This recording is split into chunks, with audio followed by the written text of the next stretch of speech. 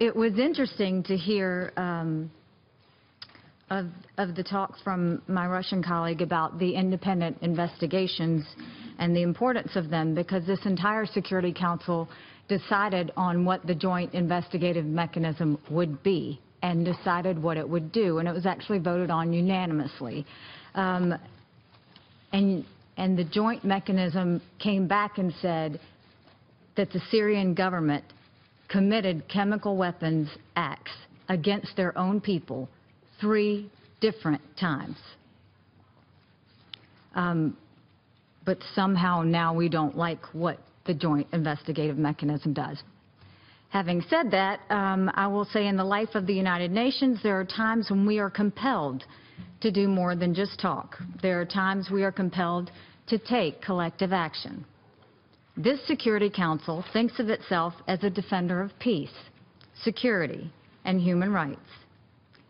We will not deserve that description if we do not rise to action today.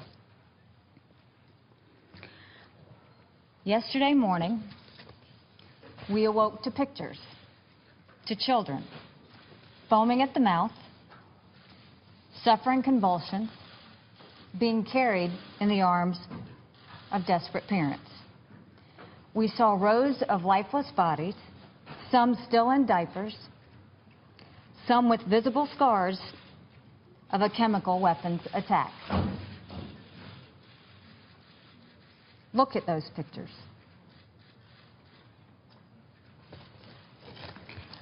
We cannot close our eyes to those pictures. We cannot close our minds of the responsibility to act. We don't yet know everything about yesterday's attack, but there are many things we do know.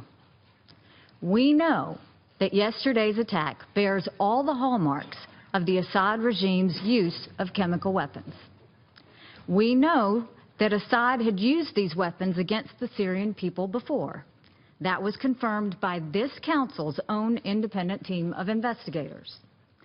We know that yesterday's attack was a new low, even for the barbaric Assad regime. Evidence reported from the scene indicates that Assad is now using even more lethal chemical agents than he did before. The gas that fell out of the sky yesterday was more deadly, leaving men, women, the elderly, and children gasping for their very last breath.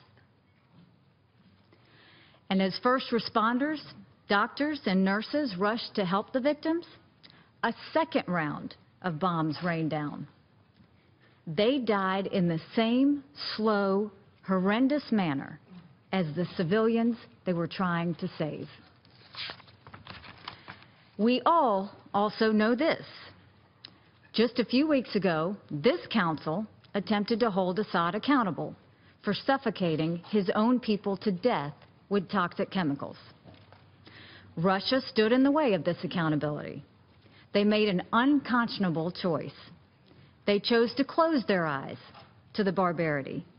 They defied the conscience of the world. Russia cannot escape responsibility for this. In fact, if Russia had been fulfilling its responsibility, there would not even be any chemical weapons left for the Syrian regime to use. There is one more thing we know. We know that if nothing is done, these attacks will continue.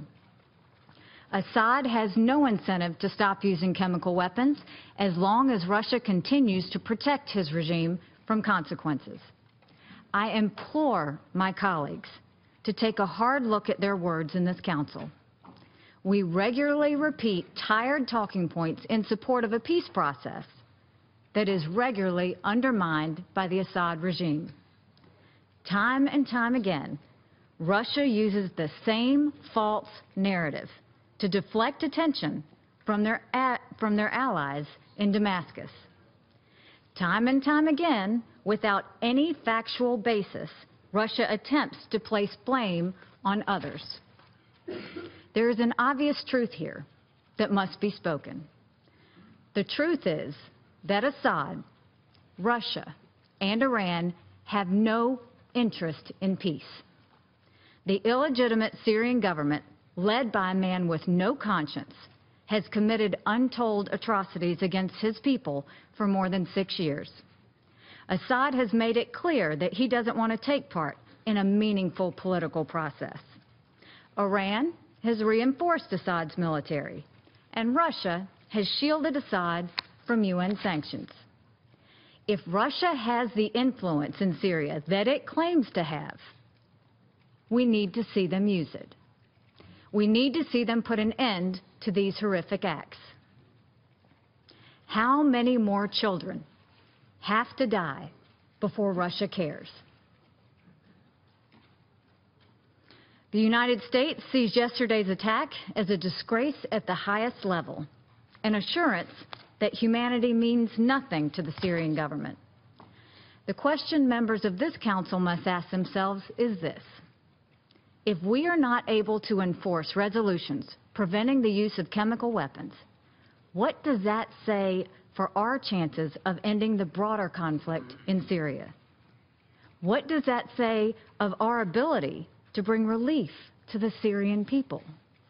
If we are not able to enforce resolutions preventing the use of chemical weapons, what does that say about our effectiveness in this institution?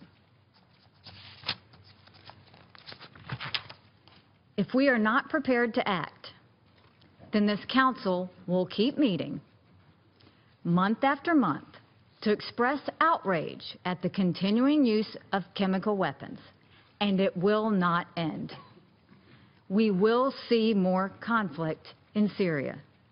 We will see more pictures that we can never unsee. I began my remarks by saying that in the life of the United Nations, there are times when we are compelled to take collective action. I will now add this: when the United Nations consistently fails in its duty to act collectively, there are times in the life of states that we are compelled to take our own action. For the sake of the victims, I hope the rest of the council is finally willing to do the same. The world needs to see the use of chemical weapons and the fact that they will not be tolerated. Thank you.